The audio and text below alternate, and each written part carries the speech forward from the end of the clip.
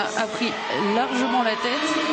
Mais là, on a quelqu'un qui arrive sur la glace et qui peut faire la différence. C'est le Français Florent Amodio. Vous le voyez, il est très très encouragé. Un autre qui se battra pour le titre de champion du monde junior cette année et qui va se battre pour la victoire ici. Allez Florent, allez. Allez Florent Amodio pour la France. On vous laisse vous régaler.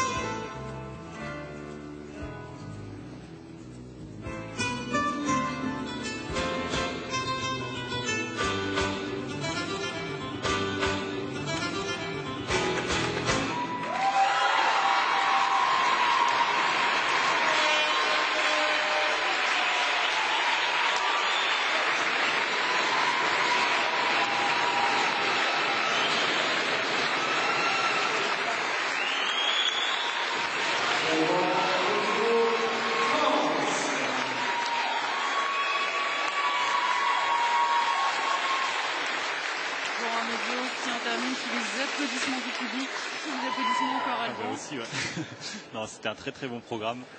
Je pense, j'espère de tout cœur qu'il va passer devant, j'espère. Il y a 2 triple axel, c'est énorme. Une petite erreur, un petit double flip au lieu d'un triple flip, mais tout le reste nickel. Grosse performance là de Florent. Voilà, on croise les doigts en attendant les notes, mais c'est bien parti quoi. C'était très très très beau et Florent, c'est l'avenir du patinage français.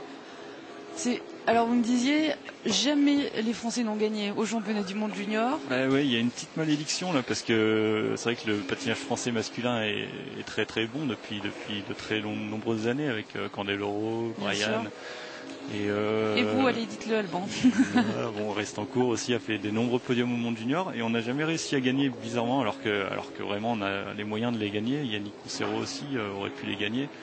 Enfin bref, il y a plein de Français qui auraient pu les gagner, on ne l'a jamais gagné. Donc voilà, et on Florent, compte notamment sur ce jeune homme. On compte sur lui. Là, c'est sa dernière année junior, donc c'est l'année il a 18 ans. Hein. mais on espère que ce sera la bonne. Et en tout cas, s'il patine comme ça tout au long de la saison.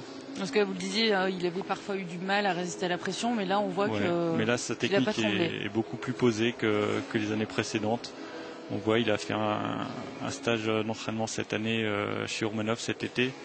A priori, ça a bien porté ses fruits et Bernard Glesser, là, son entraîneur, fait de l'excellent travail aussi. Donc il va être bon cette année. Et il a un score technique de 57.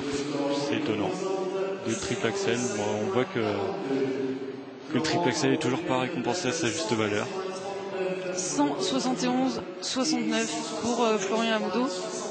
Il est derrière du coup, et deuxième derrière Michel Brezina qui reste en tête. C'est quand même une très très belle performance. Pas faire la fine bouche, mais